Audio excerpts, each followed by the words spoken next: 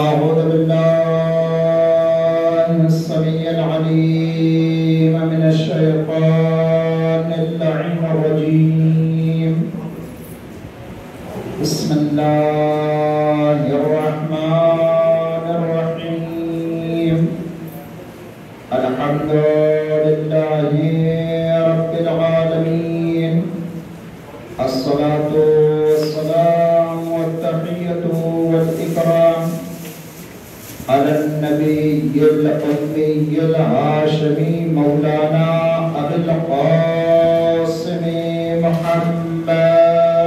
اللهم صل على محمد وآل محمد وعلى أهل بيته الطيبين الطاهرين المعصومين المنتخبين المنتجبين الذين أذهب الله عنهم الرجس وطهرهم تطهيرا.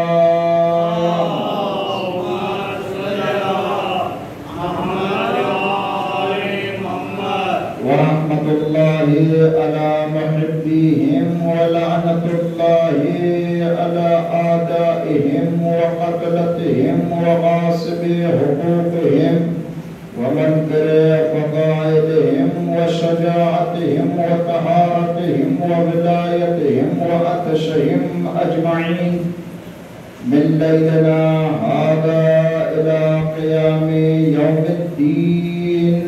أما بعد فقد قال الله تعالى في محكم كتابه ومتقن خطابه وقوله الحق وهو أصدق الصادقين.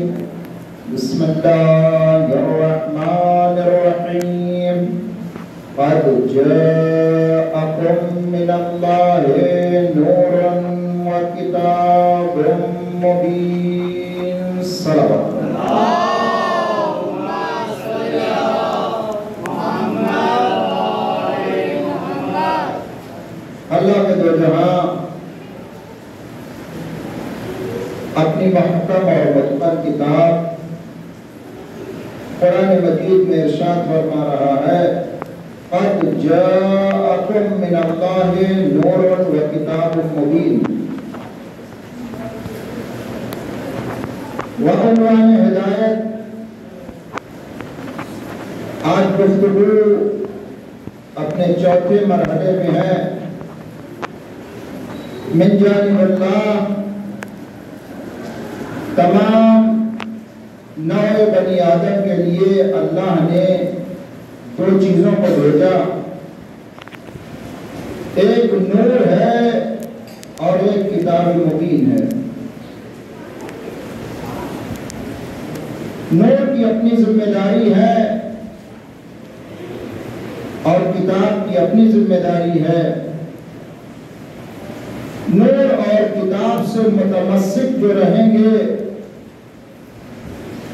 وہ نبی نے فرمایا کہ وہ حوض کوثر پہ ہم سے آ کے ملیں گے. جو کوئی نور سے متمسک ہو اور قرآن مجید کو چھوڑ دے وہ بھی کامیاب نہیں ہو سکتے، اور جو کتاب کا دامن پکڑے اور اہل بیت کا دامن چھوڑ دے وہ بھی کامیاب نہیں ہو سکتے. ضرورت اس بات کی ہے کہ یہ دونوں چیزیں انسان کے ہاتھوں میں رہیں. شاید مصلحت پروردگار یہی تو نہیں ہے کہ اس نے دو ہاتھ کسی لیے دیے ہوں کہ ایک ہاتھ میں نور کا دامن ہو اور ایک ہاتھ سے قرآن مجید کو پکڑے. نور اور قرآن مجید کو دونوں کو ساتھ لے کر زندگی بسر کرے. نور میں جو ہدایتیں دی ہیں، جو راستے بتائے ہیں، جب کبھی بات ایسی ہوتی ہے کوئی گفتگو نور کی ایسی بھی ہوتی ہے نور سے متعلق جو قرآن مجید اس کی وضاحت کرتا ہے. قرآن مجید کی نور نے وضاحت کی ہے، بلکہ یوں کہا جائے قرآن ہے ہی اہل بیت کا قصیدہ۔ اہل بیت نے جو کچھ کیا وہ قرآن مجید بن کر نازل ہوا۔ اہل بیت وہ ہیں کہ جو عمل کر رہے ہیں، پروردگار قرآن بنا رہا ہے۔ ہو سکتا ہے کہ کسی کے ایک آیت سمجھ میں نہ آئے کہ اس آیت قرآنی کا کیا مطلب ہے،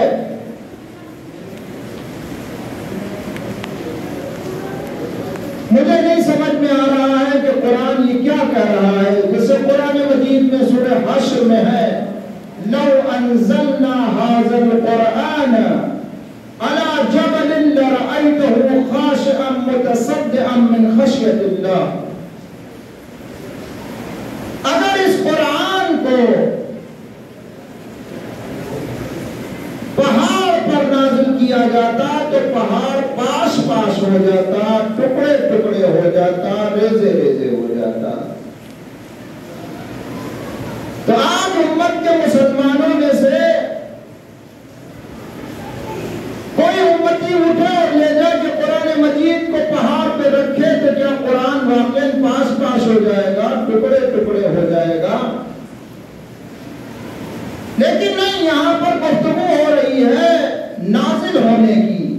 اگر اللہ قرآن مجید کو پہاڑ جیسے سنگین اور مضبوط شے پر بھی نازل کرتا تو پہاڑ قرآن کے وزن کو برداشت نہ کر پاتا۔ تو یہ وضاحت کہاں سے ملے گی؟ تو اب اس کی تشریح، اس کی وضاحت ہمیں نور سے ملے گی۔ نور واضح کرے گا بھائی دونوں قرآن ہے، ایک کو اللہ نے کہا یہ قرآن ناطق ہے، علی قرآن صامت ہے۔ علی قرآن ناطق ہے اور یہ دو دفتیوں میں ہے، یہ قرآن صامت ہے۔ صامت یعنی خاموش، ناطق یعنی بولنے والا۔ تو اب جب صامت کی طرف سے یہ بات ہو رہی ہے کہ اگر مجھے پروردگار عالم یعنی قرآن کو پہاڑ پر نازل کرتا تو پہاڑ ریزہ ریزہ ہو جاتا، یہ بات سمجھ میں نہیں آتی، یہ عقدہ کھلتا ہی نہیں، یہ بات واضح ہی نہیں ہوتی کہ صامت قرآن میں ہے کہ اگر قرآن پہاڑ پہ آتا تو پہاڑ ریزہ ریزہ ہو جاتا۔ قرآن صامت نے بات کی، قرآن ناطق جب دنیا میں آیا، میں کیا کہہ رہا ہوں، علی ابن ابی طالب کا آنا ہوا، دیوار میں در بننا ہوا، لوگوں کو یہ بات اب تو سوال نہیں کرنا چاہیے، جب ناطق قرآن کے آنے پر دیوار پھٹ سکتی ہے تو قرآن کے نازل ہونے پر بھی پہاڑ پاش پاش ہو جاتا۔ یہ قرآن ناطق ہے کہ جس کے آنے پر دیوار کعبہ پھٹ گئی، دیوار میں در بن گیا۔ تو اب سارے مسلمان اس بات کے تو قائل ہیں، کسی سے کہیے تو وہ یہ کہے گا کہ قرآن من جانب اللہ ہے، اللہ کی طرف سے۔ لیکن بات جب آئے گی امیر المومنین کی کہ یہ ناطق قرآن ہے، یہ وہ ہے، یہ وہ نور ہے کہ جس کے لیے پروردگار کہہ رہا ہے، یہ نبی نے خود کہا ہے انا وعلی من نور واحد، میں اور علی ایک ہی نور سے ہوں۔ ایک ہی نور کے دو حصے ہیں، دو ٹکڑے ہیں، جو ایک کا نام مصطفیٰ ہے، ایک کا نام مرتضیٰ ہے۔ تو دونوں نوروں کی جب بات ہو رہی ہے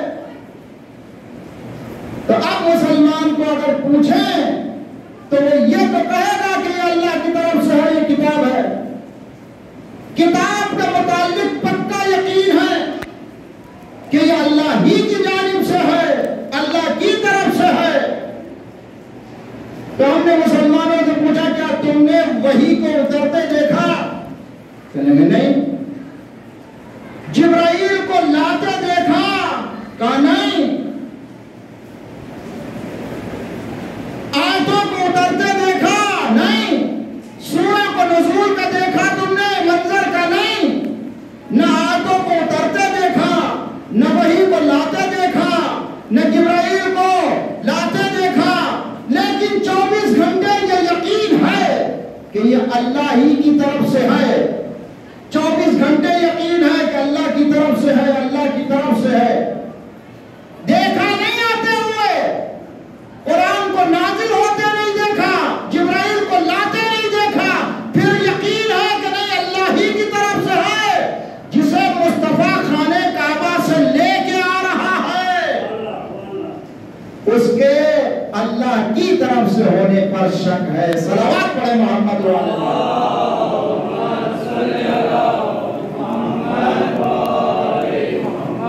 تو اب نور کا کام ہے کہ وہ اپنا کام کرے۔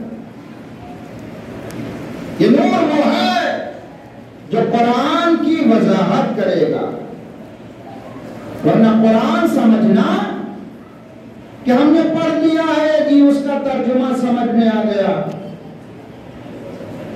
بعض لوگ ابھی کیا کہتے ہیں ضرورت کیا ہے کسی کی، ہم تقلید نہیں کرتے، ہمیں قرآن آتا ہے، ہم قرآن سے ہر مسئلے کو حل کر سکتے ہیں۔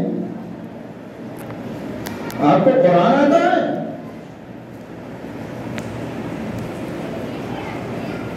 ابن عباس تاریخ اسلام کا اس سے بڑا کوئی عالم نہیں ہے۔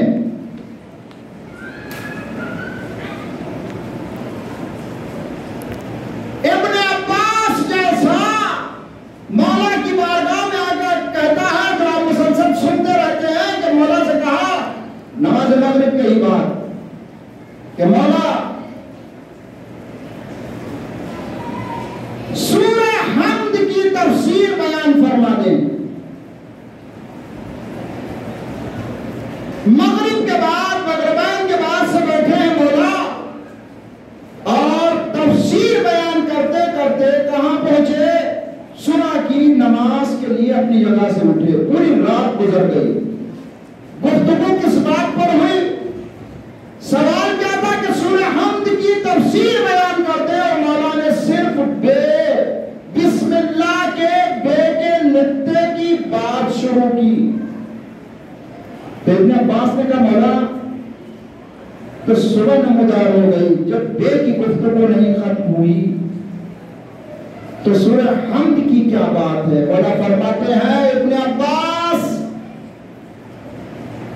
اگر اسی بے کی تفسیر بسم اللہ کی تفسیر میں بیان کروں اور اس کاغذ کو لکھ لکھ کر جمع کیا جائے 70,000 اونٹوں کا بوجھ ہو جائے گا، لیکن پھر بھی میں بولتا رہوں گا، اور تفسیر ممکن نہیں ہے کہ کوئی لکھ لے، میں خاموش نہیں ہوں گا، پھر بھی بولتا رہوں گا۔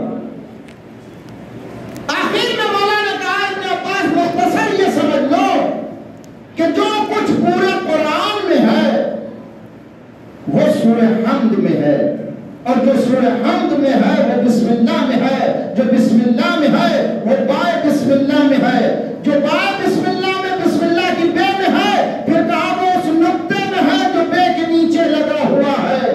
پھر مولا فرماتے ہیں انا نقطۃ التی تحت الباء، ابن عباس وہ میں نقطہ ہوں جو بے کے نیچے لگا ہوا ہے۔ صلوات پڑھیں محمد والے محمد۔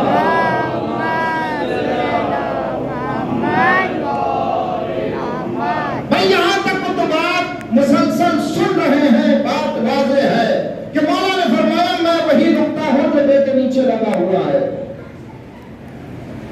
آج دنیا اب تعجب نہیں کر رہی ہے کہ کیسے ہو سکتا ہے کہ پورا قرآن نقطے میں سما جائے۔ ابھی تک تو حالت تھی، جب تک ترقی نہیں ہوئی تھی تب تک یہ سوالات تھے۔ اور کیسی باتیں کر رہے ہیں، یہ بیتوکی بات ہے کہ نقطے میں پورا قرآن سما جائے۔ ابھی چھوٹے سے بچے سے کہیے نیٹ شروع کرنے کے بعد www.com، یہ ڈاٹ کیا ہے؟ یہ پوائنٹ ہی تو ہے، یہ نقطہ تو ہے، جس نقطے کے بعد پوری دنیا آشکار ہو جاتی ہے، سارا واضح ہو جاتا ہے۔ تو اب یہ سوال نہیں ہو رہا ہے، نہیں نقطہ ہے، لیکن سوال یہاں پر یہ پیدا ہو رہا ہے کہ مولا نے صرف یہ کیوں کہا کہ میں بے کا نقطہ ہوں؟ حروف تہجی میں الف سے لے کر یا تک کتنے الفاظ ہیں؟ کسی کے لیے یہ نہیں کہا کہ میں مثلا تے کا نقطہ ہوں، میں جیم کا نقطہ ہوں۔ بھئی ایک نقطہ ہی کی اگر بات ہے تو جیم کا بھی نقطہ ایک ہی ہے۔ آگے بڑھیں گے تو زے کا نقطہ ایک ہی نقطہ ہے، زال کا نقطہ ایک ہی نقطہ ہے۔ جو حروف تہجی سے واقف ہیں وہ بات اچھی طرح سے سمجھ سکتے ہیں۔ زواد میں بھی ایک ہی نقطہ ہے، زوئے میں بھی ایک ہی نقطہ ہے۔ جتنے حروف دیکھیں جس میں ایک ہی نقطہ ہے، اس میں مولا نے صرف یہی کیوں کہا کہ میں بے کا نقطہ ہوں؟ تو معلوم یہ ہوا بے کے علاوہ کسی نقطے کو اگر دیکھیں آپ، جیم کے نقطے کو اگر کہتے تو جیم کا نقطہ اگر نکال دیا جائے تو بے ہو جاتا ہے۔ زے کے نقطے کو ہٹا دیں گے تو رے ہو جائے گا، زال کے نقطے کو ہٹائیں گے تو دال ہو جائے گا، زواد کے نقطے کو ہٹائیں گے تو سواد ہو جائے گا، زوئے کے نقطے کو ہٹائیں گے تو توئے ہو جائے گا۔ کسی بھی نقطے کو ہٹاتے ہیں تو وہ پڑھا جاتا ہے، لیکن اگر بے کا نقطہ ہٹا دیا جائے، اب کسی کے سامنے لے جاؤ تو وہ یہی کہے گا یہ کوئی لکیر ہے، یہ کوئی حرف نہیں ہے۔ مولا نے بے کا نقطہ کہہ کے واضح کر دیا، دین اسلام میں میری حیثیت بے کے نقطے کی ہے۔ جیسے بے کے نیچے سے نقطہ لگا ہٹا دو تو لکیر ہے، اسلام سے علی کو ہٹا دو تو لکیر کے فقیر ہو۔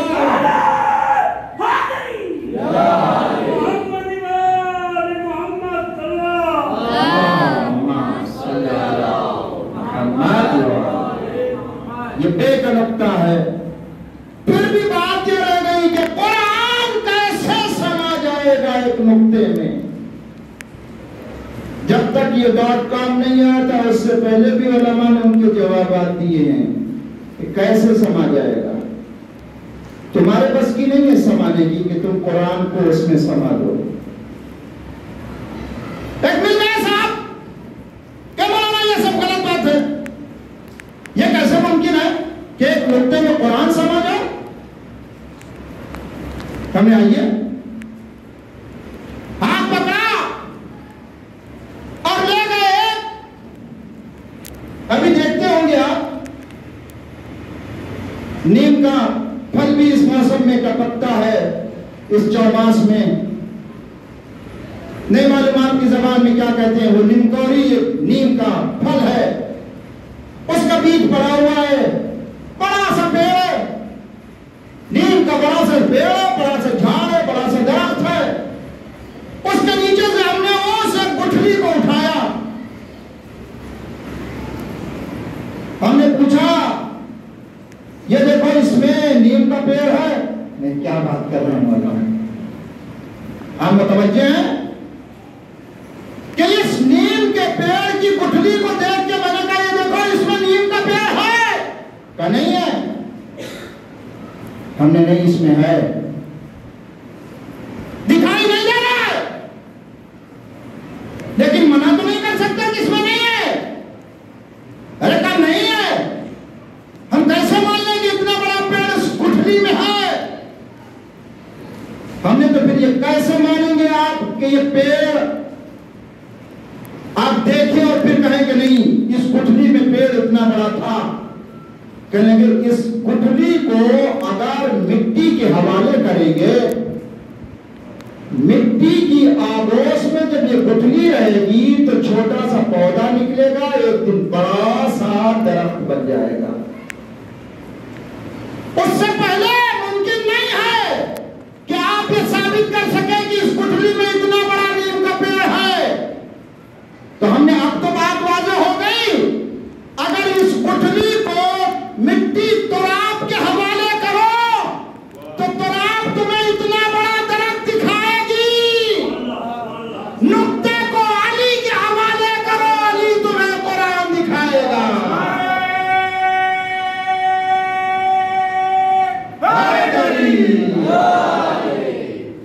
یہ قرآن نقطے میں تمہارے دیکھنے کی چیز نہیں ہے، تم نہیں دیکھ سکتے ہو۔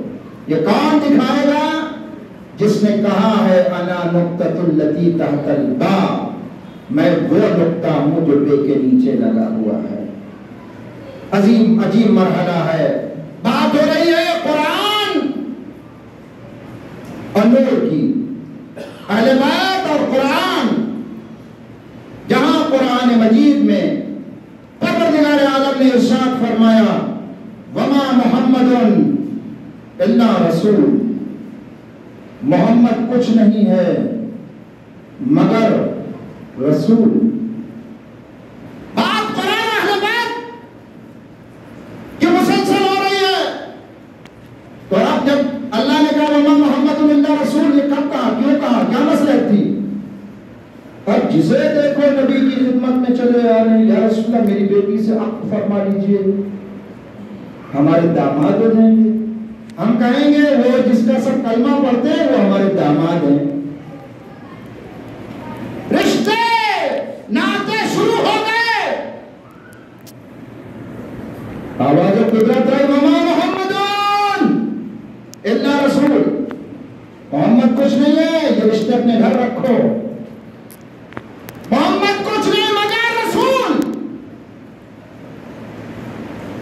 اب جب یہ قرآن نے کہی دیا ہے کہ محمد کچھ نہیں ہے مگر رسول، چھ جائے کہ محمد فاطمہ کے بابا ہیں، چھ جائے کہ فاطمہ کے بابا ہیں، حسنین کے نانا ہیں، اور علی کے سسر بھی ہیں، بھائی بھی ہیں، ابو طالب کے بھتیجے بھی ہیں۔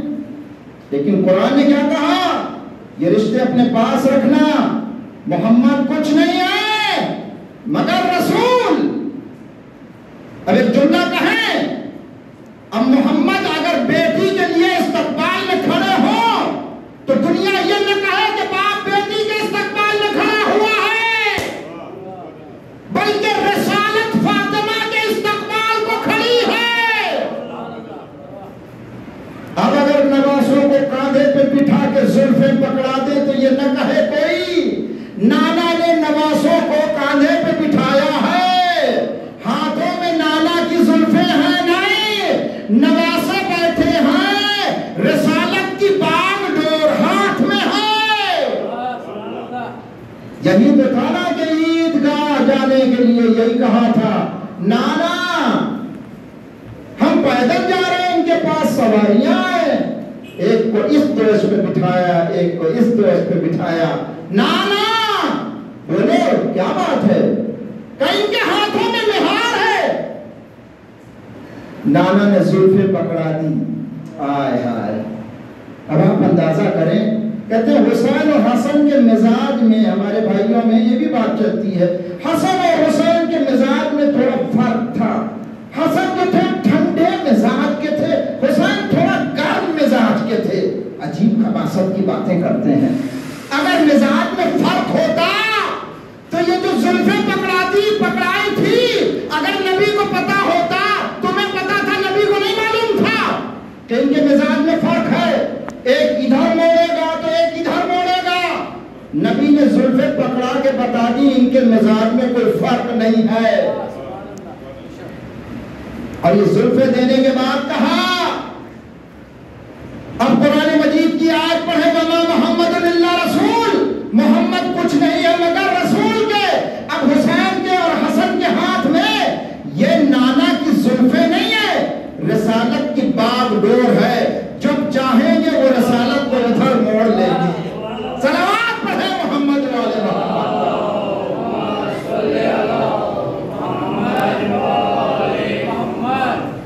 اب یہ کوئی نہ کہے کہ علی کے بھائی ہیں یا علی کے سسر ہیں، اس لیے علی کے ساتھ ایسا کارنامہ انجام دیا اور علی کو دونوں ہاتھوں پہ بلند کر کے علی کی ولایت کا اعلان کر دیا۔ وما محمد الا رسول، یہاں محمد کچھ نہیں ہے مگر رسول کے، یہ جو کچھ کر رہے ہیں وہ رسول کر رہے ہیں۔ اب اور آگے بات بڑھے، اب جب ضرورت پڑے کہ نبی کو مدد کی ضرورت ہو، مدد کے ابو طالب کی بارگاہ میں جائے تو اب یہ نہ کہنا کہ بھتیجا چچا کے پاس مدد کے لیے گیا، بلکہ رسالت ابو طالب کے گھر گئی اور رسالت نے، نبوت نے ابو طالب سے مدد مانگی۔ جملہ بدل دو، یہ چچا نے بھتیجے کی مدد نہیں کی تھی۔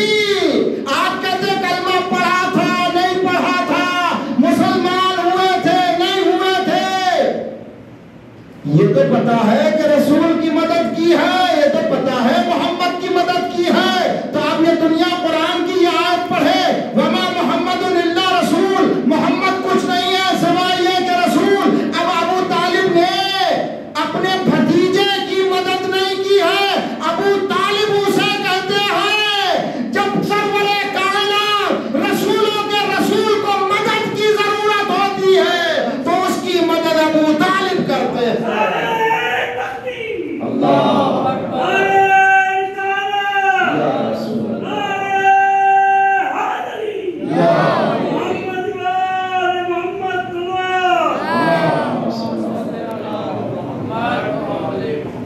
یہ بات چھوٹی بات نہیں ہے کہ نبی کہہ رہے ہیں یا علی انا و انت،